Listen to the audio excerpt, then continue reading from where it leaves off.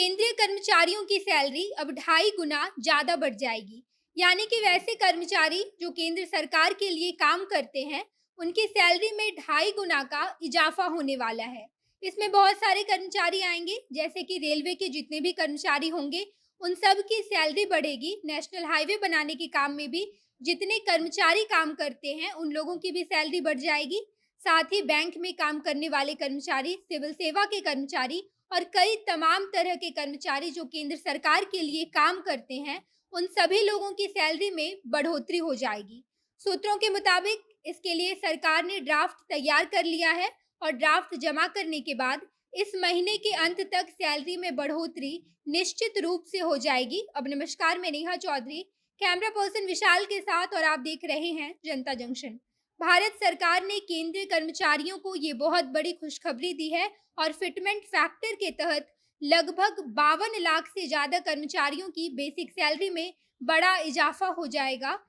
AICPI आंकड़ों के अनुसार इस महीने महंगाई में 4 से 5% की बढ़ोतरी हुई है और अब महंगाई भत्ता में 38 से 39% की बढ़ोतरी हो जाएगी। बीते महीने जुलाई तक एआईसीपीआई इंडेक्स के नंबर भी आ चुके हैं और अगर फिटमेंट फैक्टर पर सरकार सहमत होती है तो केंद्रीय कर्मचारी और पेंशनर्स की सैलरी और पेंशन भी बढ़ जाएगा। हालांकि इस बीच यूनियन की तरफ से 8th पे कमीशन की भी मांग की जा रही है, लेकिन इस बात से साफ इनकार कर दिया गया है।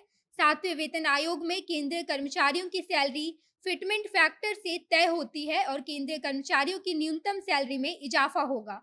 इससे केंद्र कर्मचारियों की सैलरी 2.5 गुना से ज्यादा बढ़ जाएगी और फिलहाल कर्मचारियों का फिटमेंट फैक्टर 2.57 गुना की दर से है। इसी आधार पर न्यूनतम बेसिक सैलरी 18,000 रुपये है और अधिकतम बेसिक सैलरी 56,900 रुपये है। अब आखिर बात आती है कि फिटमेंट फैक्टर क्या होता है।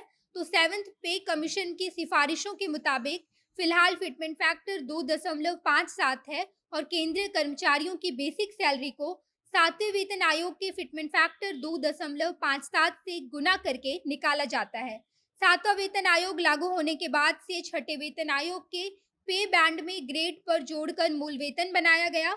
इसमें करंट एंट्री लेवल की सैलरी को फिटमेंट फैक्टर 2.57 से गुना करके निकाला गया है। उससे कर्मचारियों के पे बैंड के हिसाब से सैलरी तैयार हुई। हालांकि 6th पे कमीशन के तहत फिटमेंट फैक्टर 1.86 गुना था और वेतन वृद्धि 54% के साथ न्यूनतम वेतन 7,000 था और 7th पे कमीशन के तहत फिटमेंट फैक्टर 2.57 गुना और वेतन वृद्धि 14.29% होने पर न्यूनतम वेतन 18,000 रुपये पर पहुंचा है। और 8th पे कमीशन के तहत अब अगर फिटमेंट फैक्टर 3.68 गुना होता है तो न्यूनतम वेतन 26,000 हो जाएगा। उदाहरण के तौर पर यदि किसी केंद्रीय कर्मचारी की बेसिक सैलरी 18,000 रुपये है तो भत्ता को छोड़कर उसकी सैलरी 18,000 गुना 2.57 करने पर 46,260 रुपये का लाभ होगा।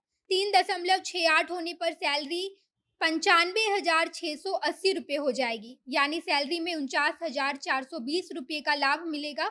अगर केंद्र सरकार की सहमति होती है तो कर्मचारियों की सैलरी 1 सितंबर 2022 से 7th पे कमीशन के तहत लागू कर दिया जाएगा और इसका लाभ 52 लाख कर्मचारियों को मिलेगा। हालांकि अब तक सरकार की तरफ से कोई भी आधिकारिक बयान सामने नहीं आया है, लेकिन सूत्रों के मुताबिक जल्द ही सरकार इस मामले को लेकर ऐलान करेगी। बाकी आप सरकार के द्वारा सैलरी बढ़ाने को लेकर क्या सोचते हैं, कमेंट बॉक्स में बताइएगा। आगे की खबरों के लिए जनता जंक्शन देखते रहिए। धन्यवाद।